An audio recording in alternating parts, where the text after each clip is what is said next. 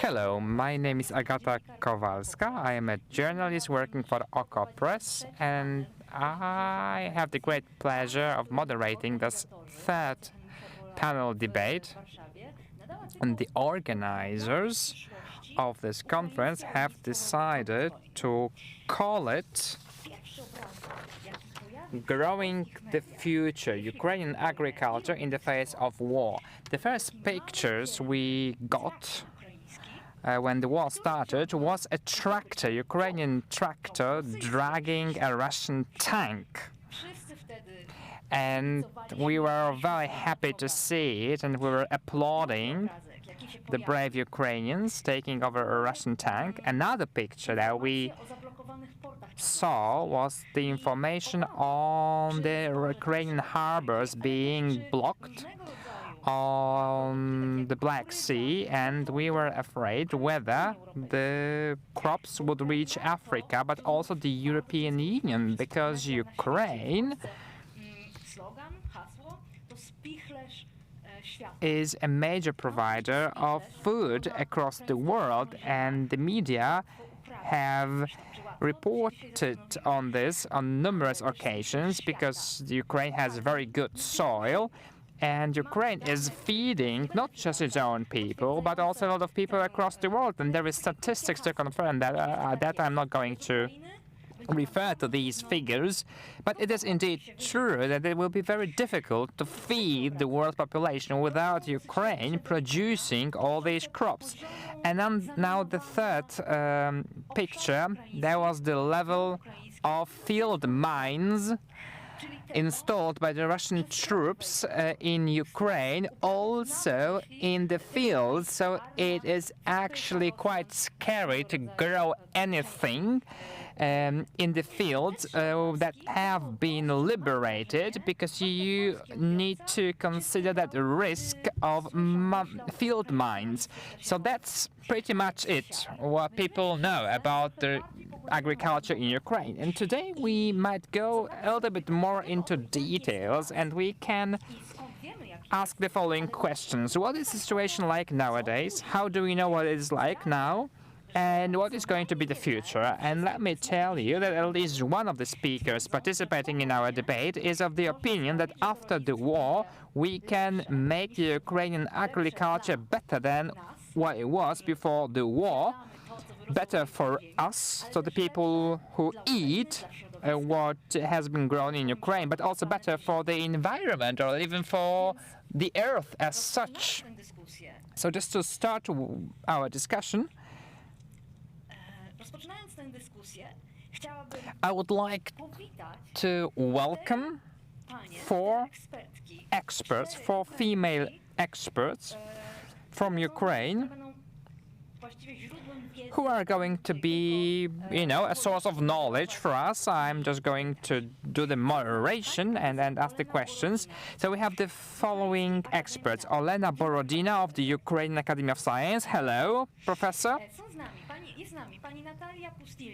Natalia Postilnik, representing WWF Ukraine, an NGO. Hello. We've got Ms. Inna Pashenko, who is the head of an agency for regional development in the Sieversky region, and she's a member of an NGO, Permakultura, in Ukraine. Hello. And last but not least, Ms. Anna Danilak, representing an NGO, Eco Action. Hello. So let's start with discussing the current situation. How do we know what the situation is like now? What is it like? Is it the main problem of the Ukrainian agriculture during this time of war? Is it really the fighting, the shelling, the field mines? Is that the main problem for the agriculture in Ukraine now? Or maybe the main problem is something else? And what would it be? Maybe it's not related to the military actions as such, but the unavailability of fuel, or agriculture equipment? What's the main problem for the Ukrainian agriculture right now? And are these problems increasing or maybe decreasing because of the state intervention? So let's start with Professor Olena Borodina.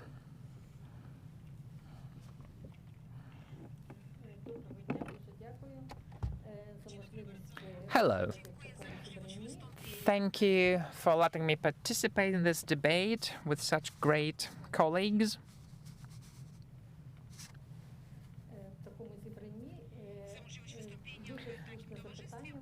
I very much appreciate this opportunity, and you've asked a great question. So let's start with the history. Throughout the time of the Ukrainian independence, we've developed a dual structure of agricultural production. We've got the individual sector, the individual farmers, on the one hand, and on the other hand, we've had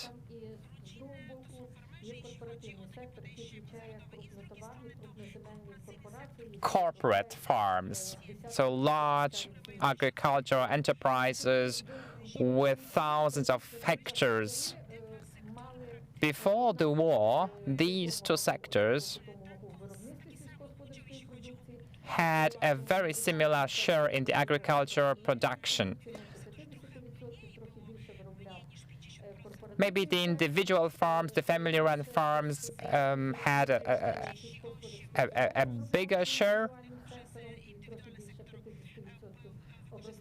or maybe the other way around. So over 50% belong to the corporate sector, and some 46% to the individual farms.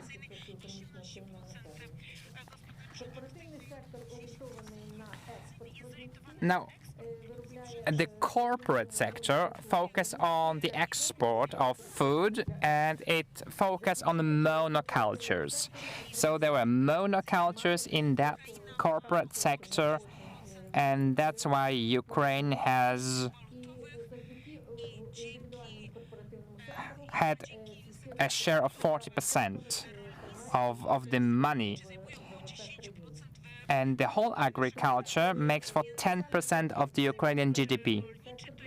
So the agriculture is one of the crucial sectors for the Ukrainian economy. And that's why the enemy has focused so much on hitting the agriculture, and the Russian troops are damaging the agricultural infrastructure, the fields, the logistics, the storage surfaces. So that production is also being stolen from the occupied territories, and the Russians just keep selling that agricultural production from Ukraine as its own. And that's why this agricultural sector has been suffering so much as a result of the war started by Russia. And also the consequences are different for the individual sector and for the corporate sector. The individual sector was advanced in terms of technology, and there were very mobile employees working there. The system of logistics was a good one, but when the war started, all that logistics system collapsed. It was damaged, and it was no longer possible to use transportation, for example, to transport these mobile employees, working for that corporate sector to the fields, and also a lot of men got drafted, and they are soldiers now, and the storage rooms were destroyed, including the equipment that was parked there. So a lot of enterprises suffered, like poultry factories. You may know that Ukraine had a very significant share in the poultry production, both on the internal market in Ukraine and on the European market. So we had these force majeure events. A lot of poultry factories suffered a lot on the local level.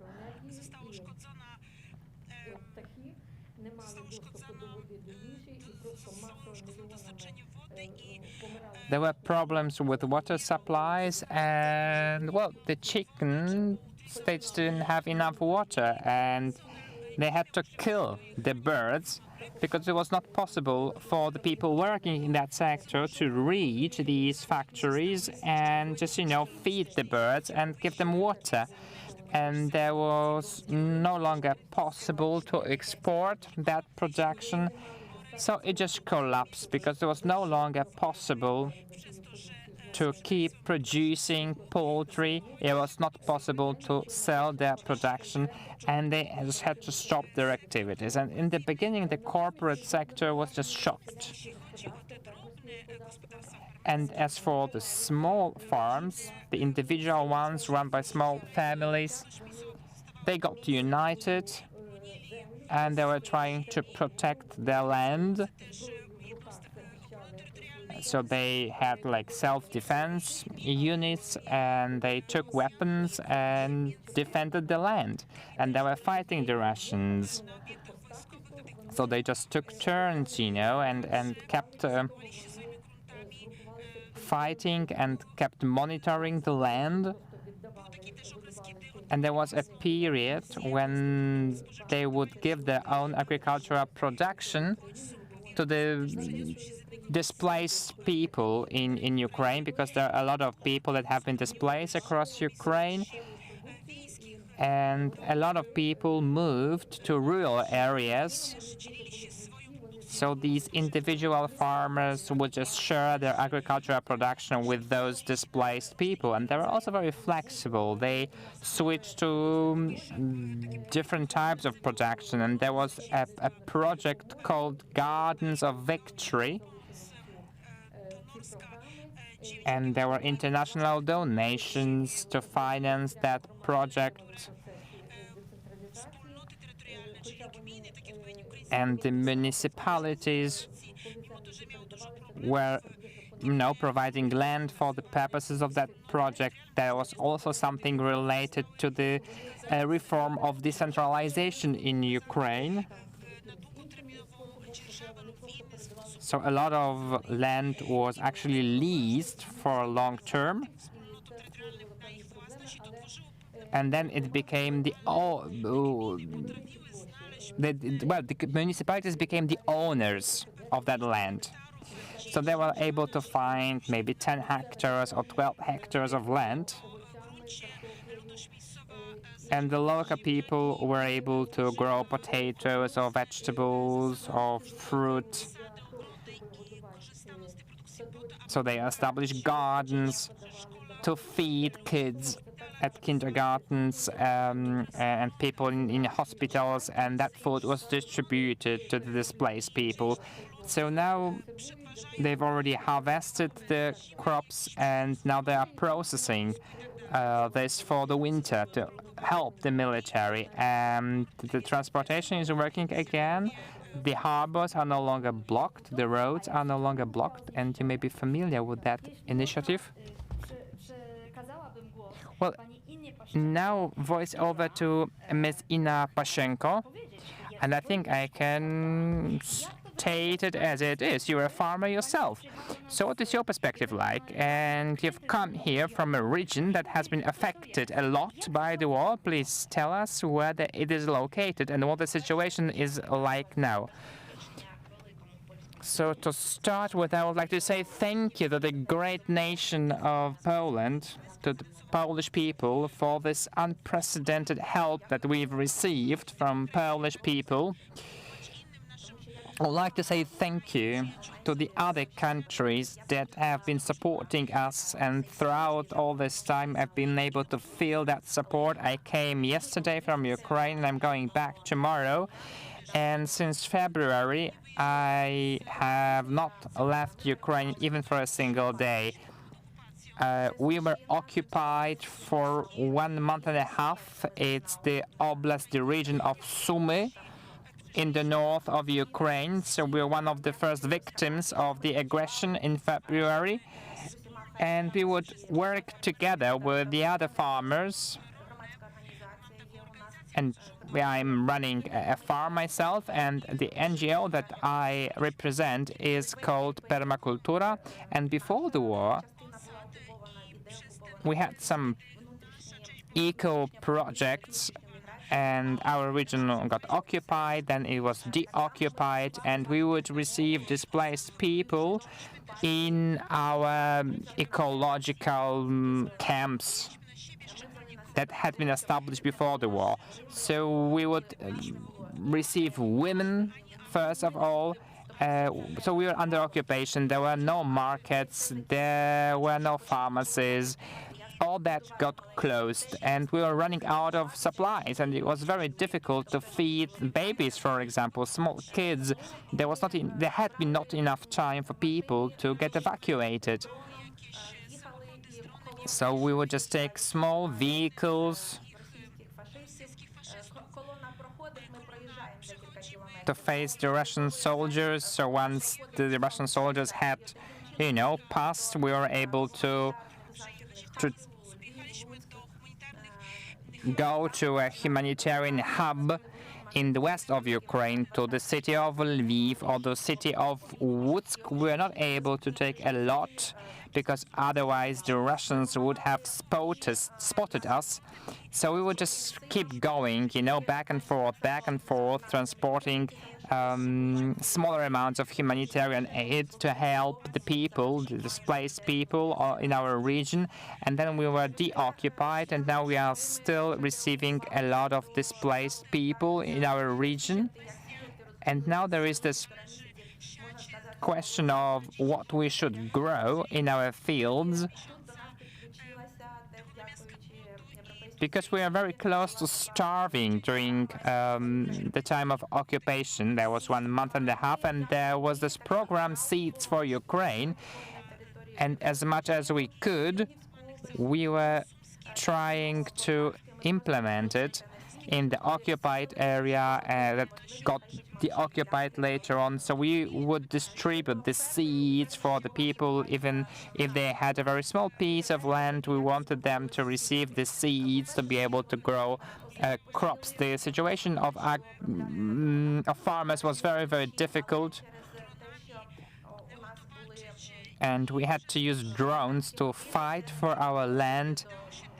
And there was a curfew, so we were not able to go out and work in the field, and there were fires, so we had no access to some fields whatsoever. And there was a very serious problem with fuel supplies as well, because fuel storage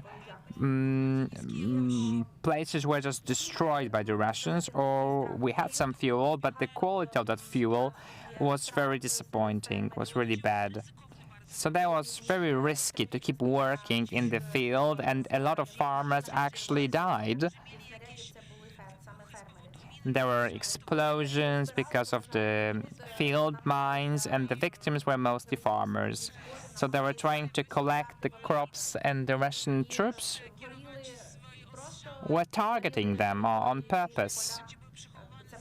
And they were also trying to burn our crops and our harvest, and we hope that the harvest would be good because the soil was very humid, and a lot of food got burned in our regions, but also in the other regions, like the Odessa region. And our authorities started investigations against the Russians because they were targeting our fields on purpose to damage our farms that were supposed to do the harvesting. So we faced all these challenges, and the bombing started and the shelling started, and some of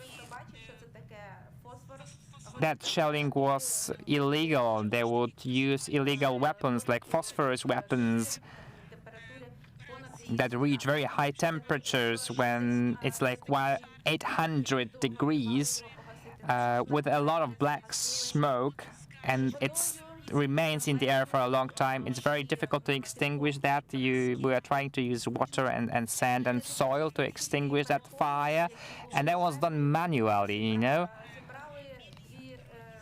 So there were so many problems, but still the farmers managed to collect 2/3 of their crops.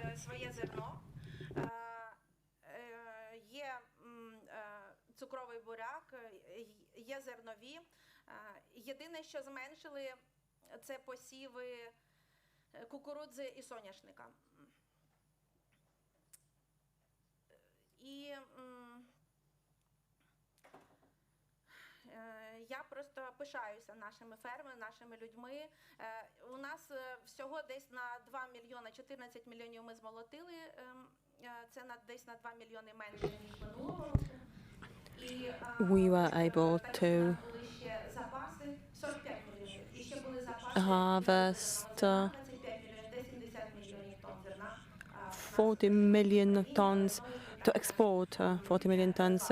25 million are still waiting to be exported, but we have problems with storage because the infrastructure is limited. We are in negotiations with the Americans right now so that they can supply some provisional equipment that we could use to store grain. They have already been helping us in storing grain to some extent, and according to different views, the costs were around $430 billion. So this is the cost of the grain and the crops that were not harvested because either the equipment was damaged or the crops themselves were burned. So it was a relatively simple calculation. We haven't been calculating the costs of then removing of tilling and preparing the fields for the next season. Apart from that, individual farmers are complaining of lack of seeds. Some of them have taken out loans to buy seed or equipment, and some of them lost their equipment because it was destroyed, and they take out loans to buy new equipment, but they can hardly afford it. They were really under pressure. Our individual farmers are really concerned about the mining because some fields have been mined, and in some areas it is forbidden to go to their field, and little by little the mines are being removed, but it's taking a lot of time. It requires documentation, and then in some cases the troops have to stocktake first to identify where the mines are, and then they can remove them. And of course, in the meantime, the farmers can't plant anything. They have to wait. They are really concerned about losing this time. They are also concerned about the quality of soil after the mines have been there, even after they are removed, because a lot of weapons, a lot of shells fell on the ground, and they are worried how this might affect the soil and the possibility to make a living in the future. Even before the war, we didn't have enough laboratories that would be equipped with devices that would make it possible to monitor soil and water quality in Ukraine. We did have some, but not enough. Even though we have quite a few universities that teach agriculture, and they have the necessary certificates and accreditation to run such labs, but they didn't have enough capacity to organize them. I do hope that in the future, when we join the European Union, we will be able to build them. We hope that the European community will support us as it is something that will also affect the situation in the EU. I mean, the quality of Ukrainian soil and water. So we hope that the community will be interested. Right now, different sorts of weaponry are being used, artillery, others, and we would really like what the quality of our soil is right now. We already know what losses we have suffered. I've given you the number previously, but we know it is not all. We would like to find out about the global costs in the long-term perspective. We know that certain isotopes. They decompose in several minutes, but others take days or longer. So we would really like to find out about our soil quality, and we do hope that the European community will share this interest and support us in building these laboratories. But because only such a laboratory tests will make it possible for us to get a better overview of the condition of our environment. Of course, it is also possible that the produce grown in Ukraine will be banned from European markets because of the impurities or contamination. As I said many times, of weapons were used in different districts. So against this background, it is even more important that we have a good network of labs that would give us a reliable picture of the situation and of the condition of our land. So it is being said that to recultivate, so to restore the good quality of 1 square meter of land. I'm sorry, let me rephrase. 1 day of active warfare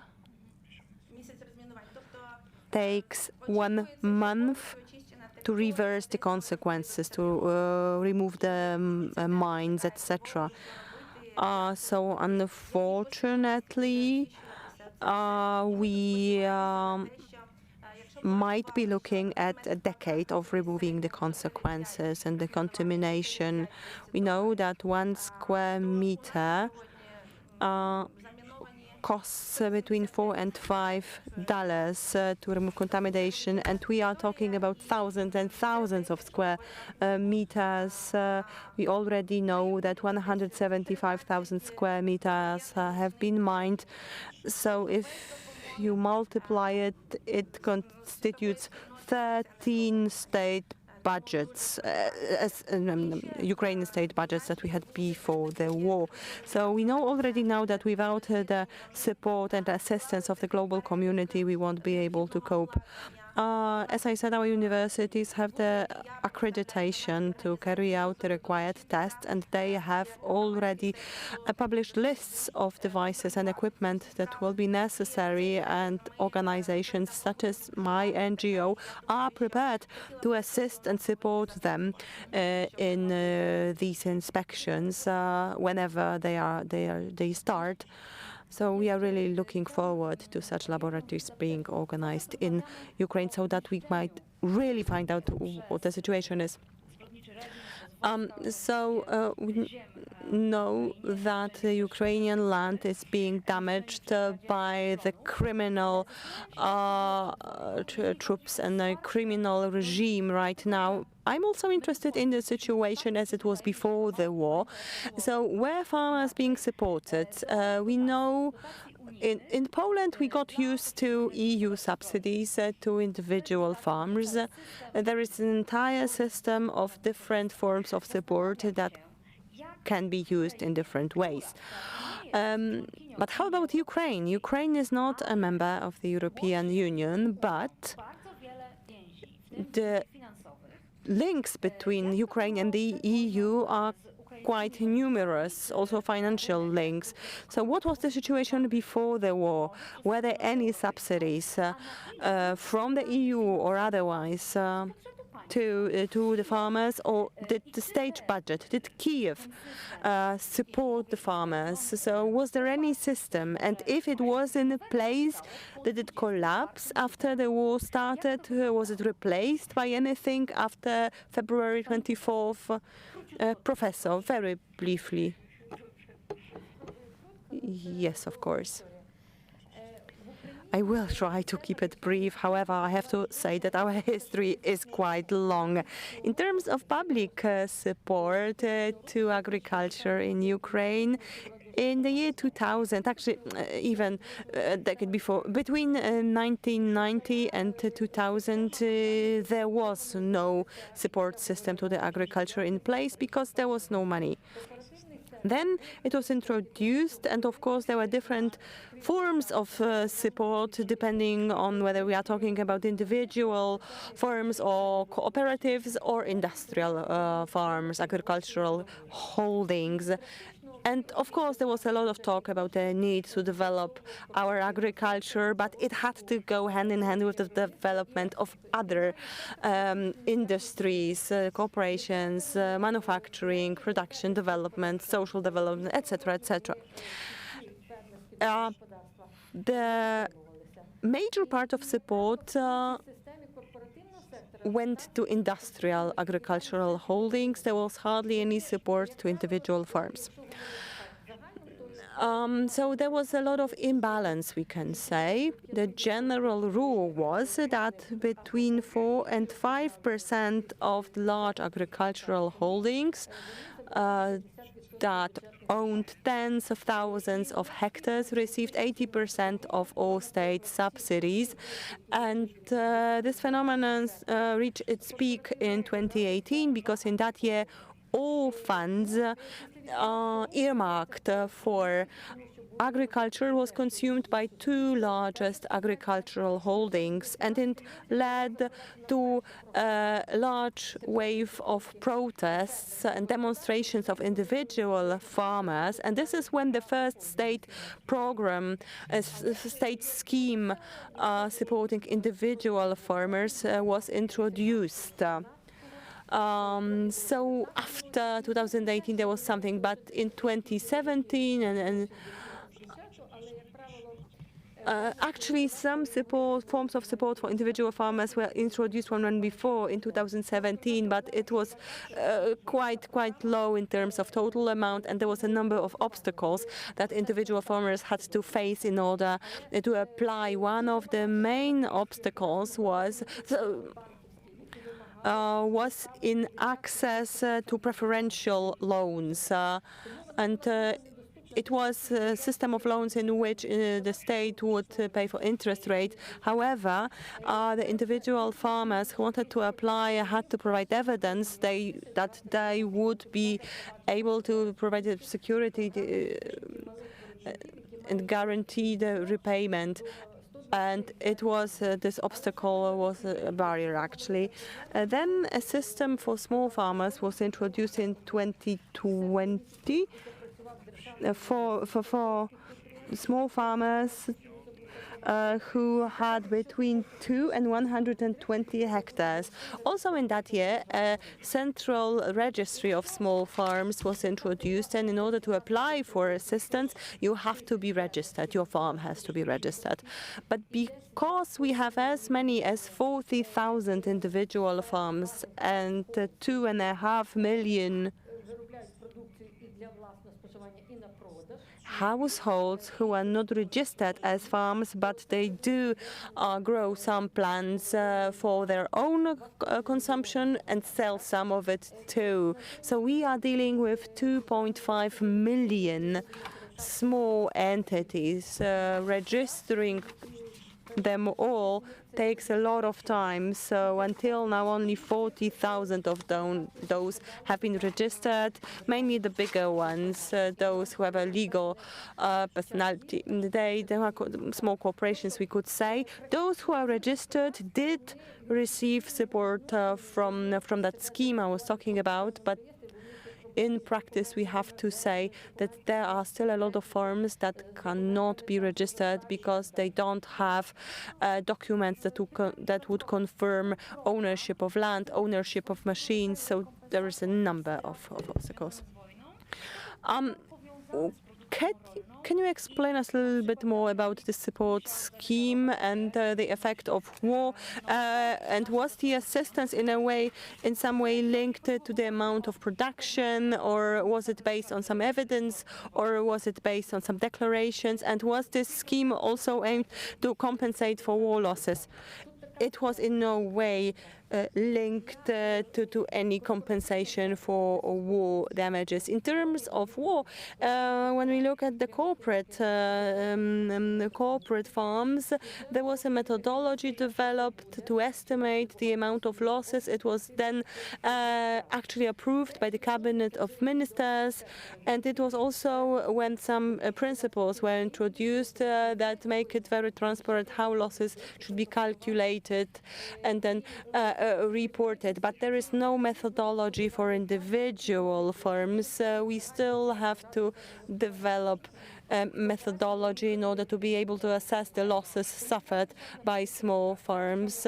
So which means that right now small farms cannot apply for support under these schemes because they would not be successful. And so, of course, an important aspect, how do we support the agricultural production of small ones? So up to 100 cows, you need, if you have up to 100 cows, you need to have a certificate that is standardized across Europe. And all those individual farms have a problem with that. And if you are not certified, if your cows have not been certified, then you cannot receive the compensation. So if we are optimistic, we can say that there is some progress. And we are moving forward, indeed, and there are examples of good practices, and we might keep doing it the way we are doing it now, and we can hope that it will become better, will be becoming better and better. At a certain point, well, I remember our farmers were really not happy when we joined the European Union because they just realized how much documentation they needed to receive the money from the EU. So our farmers are still complaining, but they've been receiving that money for a long time. So I think we can, keep our fingers crossed for the Ukrainian farmers as well, and that they will be fine with all these requirements in terms of documentation. So now there is a war, there is a crisis, and we can see that the smaller a farm is, the better it is able to cope with the crisis. However, I would like to go deeper now that we are going to start talking about how to repair the agriculture after the war. Maybe it is still better to invest in large enterprises, considering the experience of war, so that they are more flexible, so that they can react better to further crises, including wars. Because what you've been saying so fast shows that it is easier for the smaller farms to cope with the consequences of war. And now we are going to talk to the other two experts. We have Ms. Pustelnik from WWF Ukraine. And I know that before the war, she was working on reinforcing the agriculture based on the environment in order to make that agriculture more resilient to crises. And I'm very curious what you started doing after the war started, and what is your work really about now that we have a war? Yes, thank you for the question. Yes, of course, nature conservation during the wartime is a difficult question. Two of our colleagues are in the army now. They made this decision. Many do volunteer work outside their main jobs. But we also repurposed many of our nature protection programs to the needs of the wartime. So we try to make an assessment of the damage done to forests, to agricultural lands, also including contamination, to rivers, to wildlife. We also have programs directed at youth about how to behave, or youth and adults and other, of course, people, how to behave in nature when there is contamination, mine contamination in the forests. And before war, we had one project, and we as a nature conservation organization keep track of the legislation that governments passes now, to make sure that it is doing more good than harm. Yes, and before war we had a project called Nature-Based Solutions, integrating nature-based solutions into water, forest and agricultural policies. And of course, with the start of the war, we had to think deeply about what do we want to do with this project. What we thought is we can try and find those solutions that can help us right now, maybe help farmers reduce their expenses, help alleviate some contamination or restore some nature, and can also be sustainable long term because biodiversity and climate crisis, they're not going away in Ukraine. It is for us. It is we often in nature conservation we call it a double crisis: biodiversity and climate. And for Ukraine, it's a triple crisis. It's a war, and then it's climate and biodiversity. Yes, so we try to find these solutions and make them, popularize them, and try to make them available to government who develops this subsidy or these new programs, and to farmers who might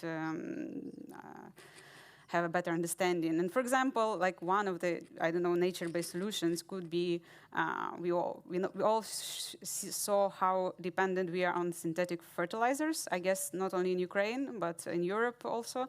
And for example, using, how do you say it? Food sources to use as natural fertilizers could be easy solution both for farmers small scale, but also for agricultural companies if they want to collaborate with local communities to cooperate. Compost, yes, sorry, I forgot the word. To organize it on a bigger scale. So yes, these are examples of the solutions, but of course. Yes, so that's kind of the idea of the work that we do now. And just one, I guess, as also because it's a difficult question, nature conservation during war. I think we, as all Ukrainian people, we believe in future, unlike our enemy, and we believe in sustainable future. This is I guess it's two sides of the same coin. We want to live, and we want to live sustainably for a long time. And this is where nature conservation, I guess, and our response to war comes together. So.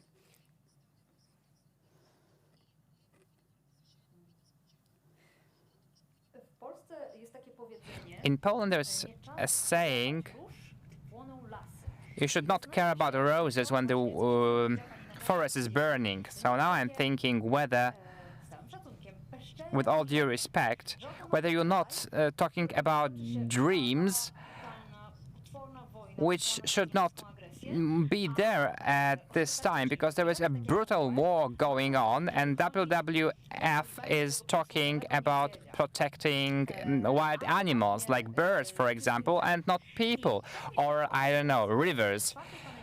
So do you think that it is okay? And I would like to ask whether you have a similar saying in Ukraine, like it's not a good time to care about roses when forests are burning. Do you have a saying like that in Ukraine? And what are the demands of your organization when it comes to the agriculture in Ukraine after the war? And do you think it is okay now that we can see all those forests or fields burning to care about the roses, crops or animals? Maybe it's just not the right time to be so ambitious in agriculture. Ms. Danilio, what's over to you? Thank you for this opportunity to take the floor here and for the possibility of telling you about our vision. I am a person that really has been dealing with the environmental protection for many, many years. I was very much dedicated to this topic, and it's a value I stand for. And now, after the war, it's really like gone, because the priorities, the life priorities of so many people have changed so dramatically. But that vision of future, I think even in psychological terms, it is a trick that we can use. Like you want to see that light at the end of the tunnel. So we need to cope with the situation you've got into, and you need to see that future on the horizon, because that's what we are fighting for. We are fighting for our future, and our organization and a number of other NGOs dealing with environmental protection have worked out standards for a sustainable recovery of Ukraine. This is understood in a very broad way. So we have different branches covered there, like housing and the energy sector and agriculture and its role. Actually, that's also energy. I think agriculture is energy, just a different form of it. And my colleagues have been talking about it today, how important the agriculture is for the Ukrainian economy, but actually for the whole region and the whole world.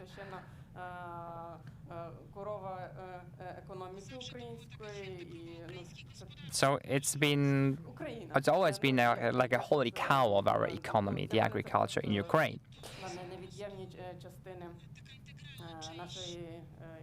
So for me, it's just an integral part of our identity.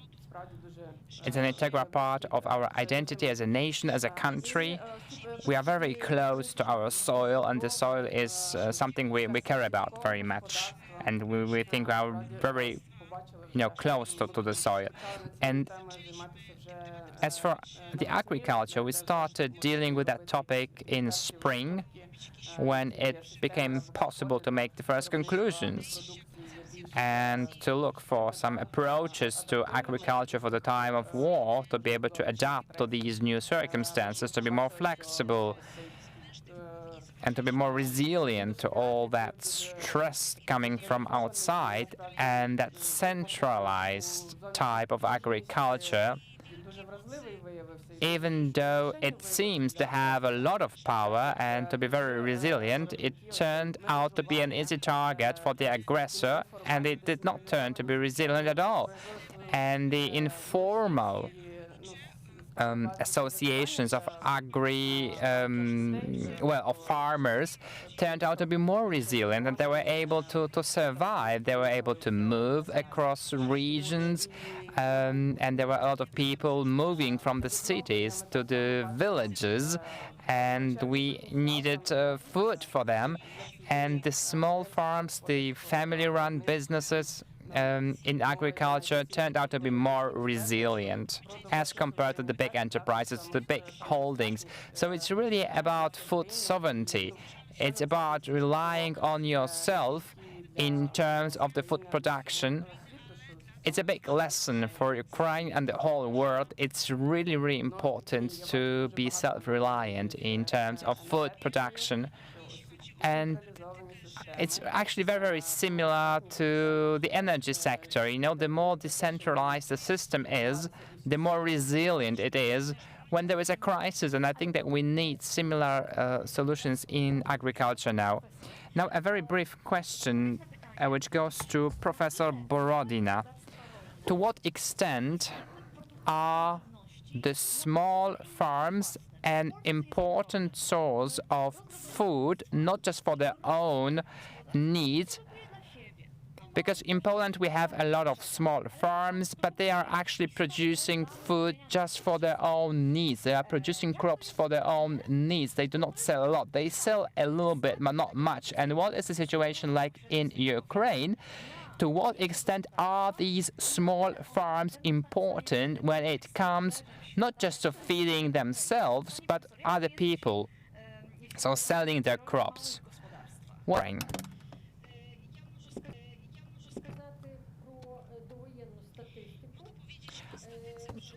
Well, I can give you data that was collected before the war. The gross agricultural production was structured as follows. It was the big holdings that produced food that was exported, and the family-run farms produce over 90% of potatoes, 80% of vegetables and fruits, over 40% of milk, and over 30% of meat and eggs for the internal market. So all the production that was consumed within Ukraine was actually produced by the small farms. Of course, these farms are very different it is not a uniform system. Sometimes it's a family-run farm that has just 2 hectares, but there might be a family-run farm that has 10 hectares or even 100, because sometimes you have small associations of small farmers running the business together. Not all of them produce food that they can sell. It was our estimation that some 20% lost their potential as compared to 2015.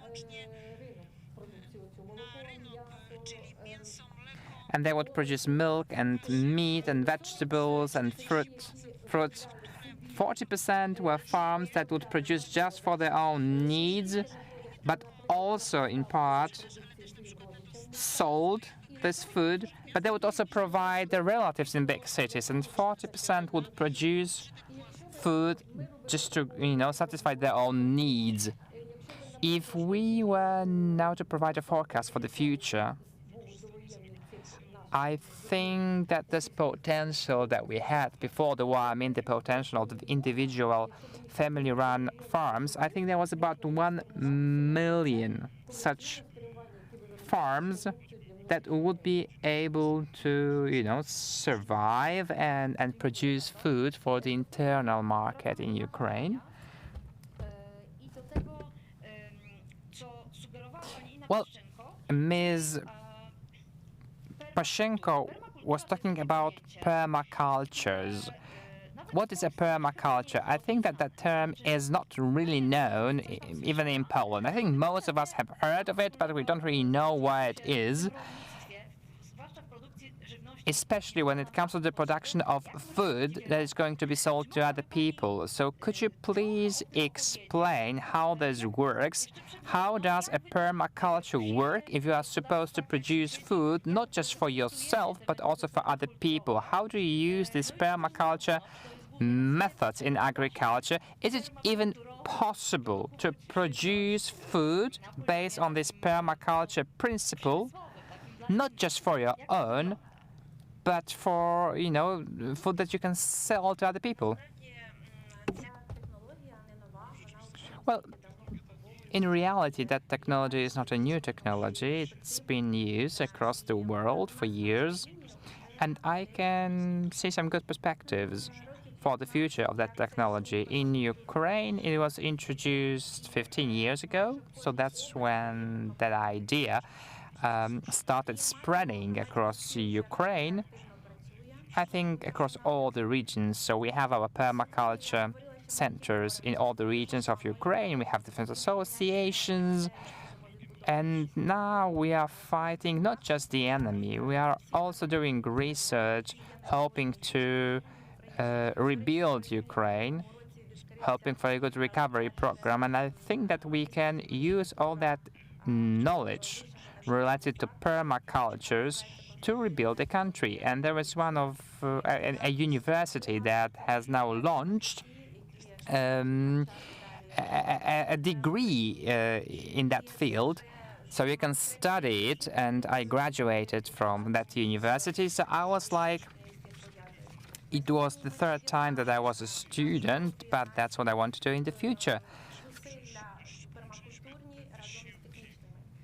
So I was among the first graduates, and all that permaculture movement joined the university experts, and we've been working together with one of the major universities in Ukraine. It's a university that's well known across the world. That's the Kyiv Technical University. And we have good engineers, some of them very young, some of them middle-aged. So we joined our efforts in order to develop a research project. And our engineers have suggested that we could develop a greenhouse that wouldn't use any fuels,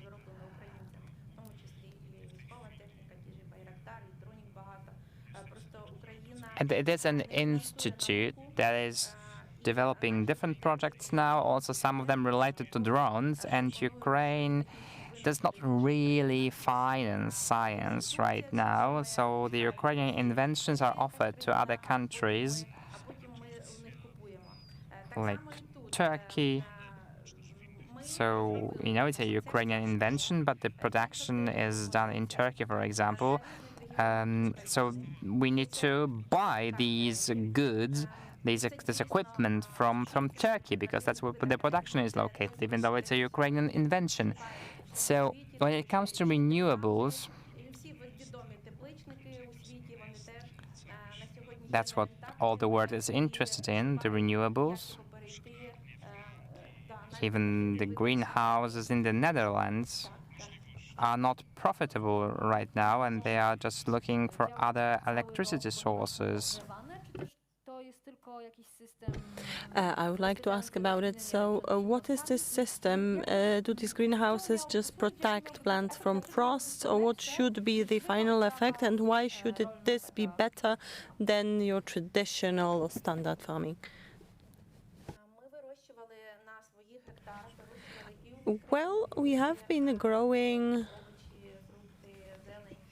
both vegetables using different forms. So in the open field and in greenhouses. But due to the changing weather, very low temperatures, lower than before, torrential rains or serious droughts in the summer have actually made it difficult or even impossible to plan. We get the impression that we should actually start growing plants under covers, especially that in such facilities it is easier not only to grow plants, but you can harvest the crops even 4 or 5 times a year if you control temperature.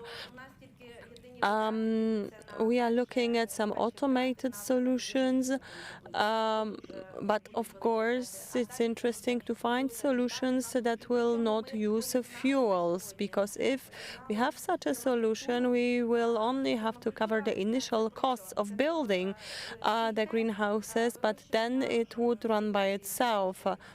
And now here permaculture comes in. Permaculture takes care of ensuring stable conditions in the soil. It is circular. We can grow plants in permacultures without using fertilizers, pesticides, insecticides, etc. It is not the same as hydroponics, so we don't use mineral wools or other substances to grow plants in. We use normal soil, living soil, and it is only once that we invest in a new soil, then it is actually circular. We use it over and over again. The same applies to the greenhouses, the soils we use there. In order to stay healthy, people have to consume all different elements, the whole Mendeleev actually table. But if you eat food from industrial monocultures, you only consume 10 elements.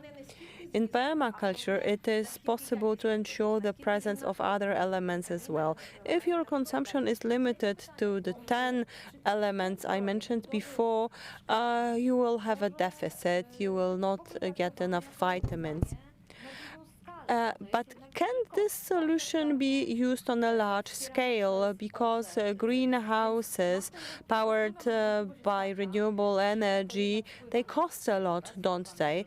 And my second concern is about the landscape. They will change the landscape, won't they?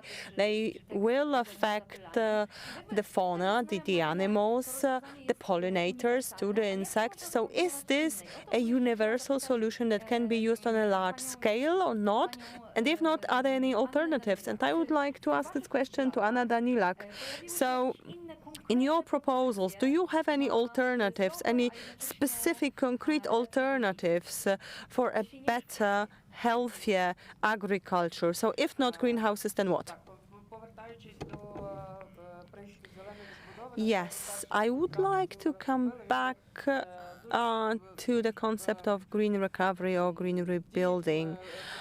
We have prepared a project, and actually, which included a number of proposed solutions. And we did it by analogy to what was there before the war, because even before the war, there was a strong desire in our country to make our agriculture more nature-friendly. And it seemed to us that the war did not change anything about that desire. But then it turned out that it did. And we were forced to focus on recovery rather than development. Let's take soil. We've already talked about soil. So during the war, as much as 1/3 of our soils may turn out to no longer be clean enough or healthy enough to be used for agriculture. So one of the first things that we have to do in order to recultivate, to decontaminate these soils is to diagnose the condition of the land. So we have doubts regarding 1/3 of our soils. We don't know whether they are healthy, so that food can be grown there. The majority of warfare is going on in the south. These are mainly agricultural areas. We can say that as much as 90% of the land in the south is under occupation or fighting is going on there. So it is a serious concern whether or not this land will be used for agriculture in the future. So what we need to focus on is assessment of the situation. And this is something we should not only do in the future, we should have started doing it actually already. We've never had a good system of soil quality monitoring in Ukraine, and only now do we hear about first ideas to introduce such a system that would make it possible to monitor the quality of the land, the condition. As for industry and others, we have seen some attempts to take stock of the situation. No such attempts have been made for the agriculture yet. It is all the more difficult as we don't have a baseline. We've never had such a system, so we don't know what to compare the present condition of the soil to. Actually, this is something the whole world needs, not only Ukraine, so that we know how to manage the use of fertilizers or other substances used in agricultural production. And of course, this is linked to the consumption of fuels, gas, and others. Our agriculture relies on chemicals to a large extent. Yes, I understand. Well, from what I've read about the opinion of the government in Kiev about that, because I analyzed the statements made by the president of the government, and they kept underlining that Ukraine needs to start exporting its produce, grain, as soon as possible in exchange for funds. So what would interest me now is when you present your proposals, do you find open ears on the side of the government, or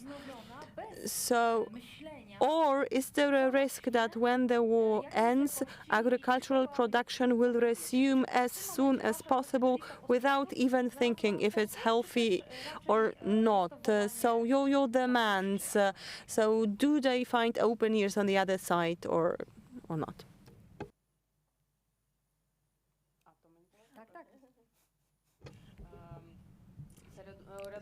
So was the question to me? Yes. Yes.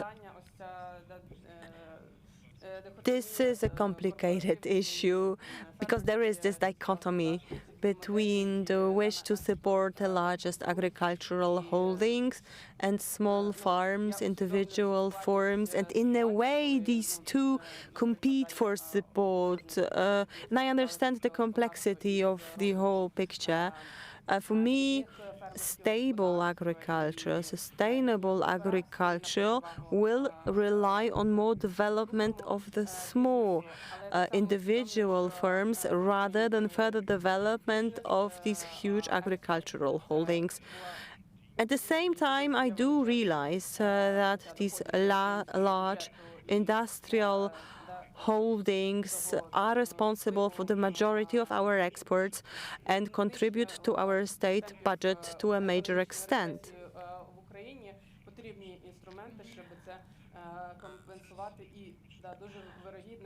And so this is something we need. This is an instrument that we can use to avoid or reduce the scale of recession. This is an instrument that would allow us to make up for our losses. So obviously the government is interested in supporting large farms to continue supporting its budget from exports.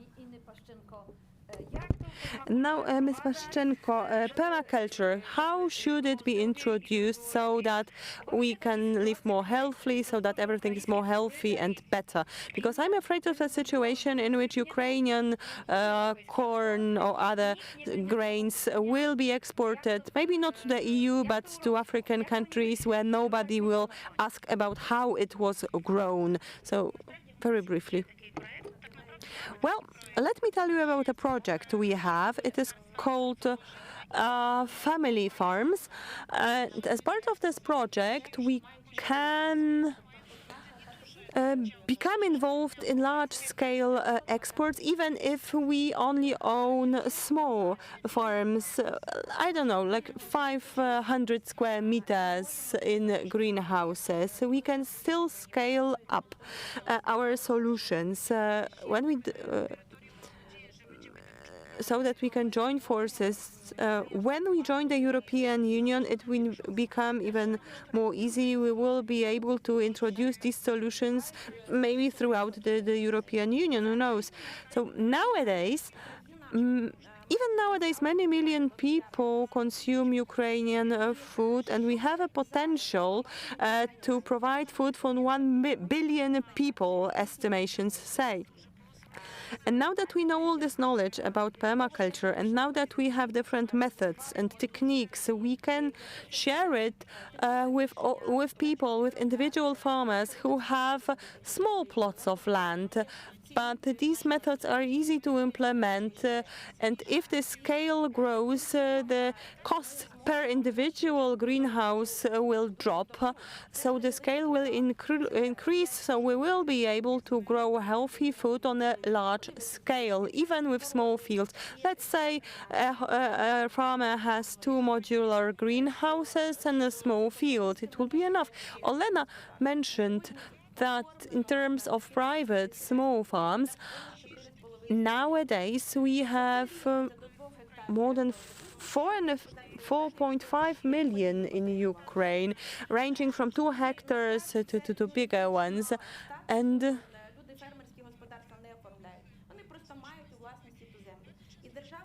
some of these farms used to belong to the state, now they belong to the people.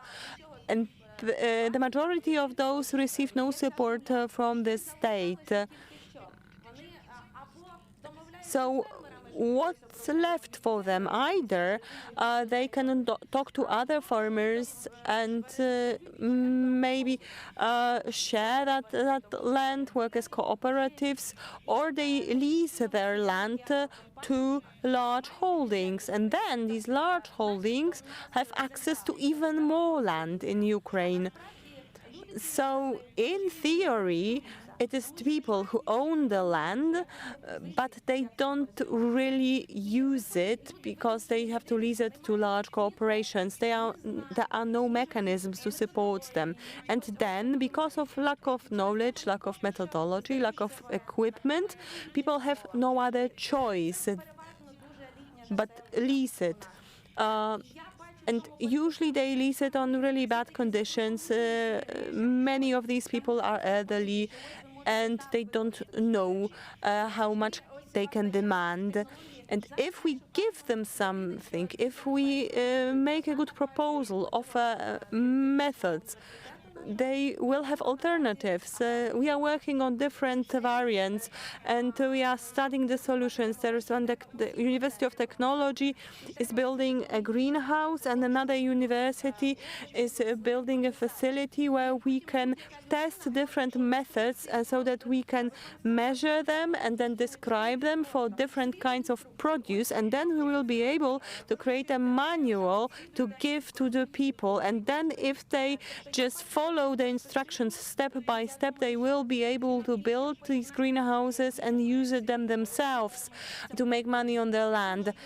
So this is the project that we talked about, these family farms. There is also a project for dairy farms, and if we can combine actually produce and dairy production, I think it has a lot of potential. I hope that more and more people will become interested once these pilot projects are carried out and instructions, the manuals are created. Actually, I presented this project in Italy 1 year ago, and even the Pope was interested because he has a similar project, the Francisco Farm, or so it is called. It is a series of pilot farms that they built in Latin America and African countries, and they are really interested in our greenhouses because they were happy to see that they work with renewable energy. Thank you. Unfortunately, we have to end. We have a lot of topics that we could still discuss. It's very interesting, but we have to end. And I would like to wish all of us that very soon we can have another conversation talking about the success of all these ideas and that we can meet in a free and peaceful Ukraine. I'd like to thank all the panelists, Professor Borodina and Danila, Inna Paszczenko and Natalia Pustilnik. Thank you very much, ladies, for this discussion.